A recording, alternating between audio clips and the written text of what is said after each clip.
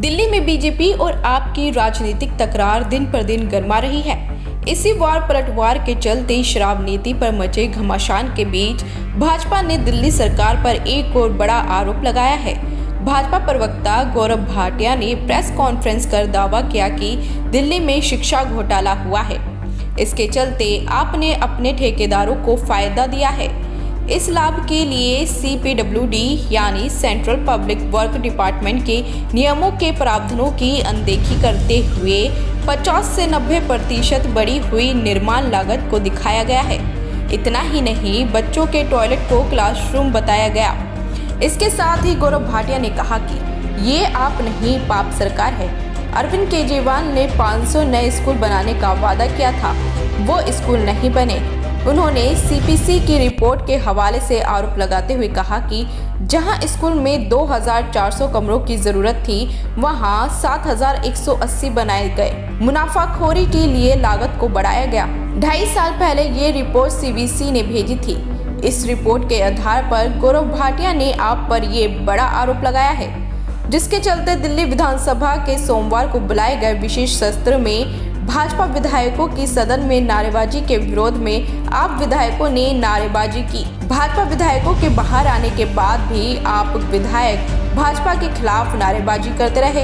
इस दौरान मुख्यमंत्री अरविंद केजरीवाल ने भाजपा विधायकों के रवैये की कड़ी निंदा की। उन्होंने आरोप लगाया कि भाजपा विधायक चर्चा करना नहीं चाहते, वो केवल हंगामा करने की नीयत से सदन में आते हैं। यही वजह है कि उन्हें सदन से बाहर निकाला गया। इस दौरान मुख्यमंत्री बीजेपी पर पलटवार करने से नहीं चूके।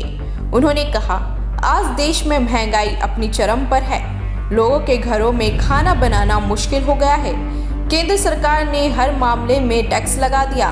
इतना टैक्स कभी भी नहीं लगा था। देश आजाद होने के बाद कभी भी दूध, दही, अनाज, दाल, चावल, चीनी पर टैक्स नहीं लगा था। अंग्रेजों ने भी ये टैक्स नहीं लगाया।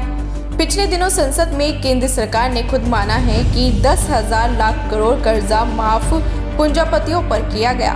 किसान कर्ज से परेशान हैं, वे दर दर की ठोकरें खा रहे हैं, मगर उनका कर्जा माफ नहीं किया जा रहा है। उनकी जमीन की कुर्की की जा रही है। इसी तरह छात्रों का भी कर्जा माफ नहीं किया जा रहा और कर्ज नहीं देने पर छात्रों के पिता की कृषि भूमि को गिरवी रख रहा है। ऐसी है हमारी केंद्र सरकार और ये दिल्ली में हुए शिक्षा के कामों पर सवाल उठाती है। तो वहीं इस बीच आप विधायक आतिशी का भी एक बयान सामने आया, जिसमें उन्होंने कहा कि भाजपा किसी तरह से अरविंद केजरीवाल की सरकार गिराना चाहती है। उनकी साजिश दिल्ली में नाकाम रही है। दिल्ली की जनता भी जानना चाहती है कि जो सरकार दिल्ली में है, क्या वे स्थिर है, क्या वे सरकार बनी हुई है।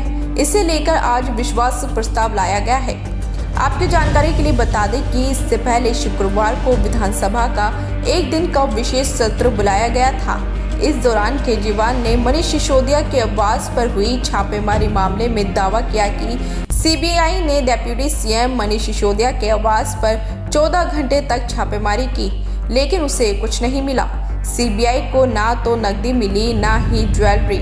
CBI की छापेमारी के दौरान किसी निजी जमीन या संपत्ति के कागज तक नहीं मिले और ना ही कोई आपराधिक दस्तावेज मिला।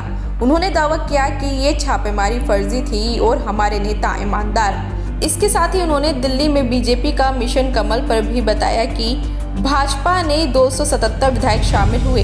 अगर प्रत्येक विधायक को 20 करोड़ रुपए दिए गए तो सभी विधायक खरीदने में 5,500 करोड़ रुपए दिए गए होंगे।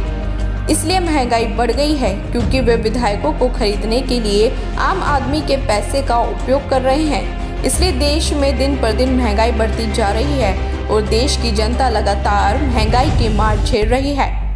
वैसे आपकी क्या राय है दिल्ली की सियासी जंग पर? हमें कमेंट करके ज़रूर बताएं।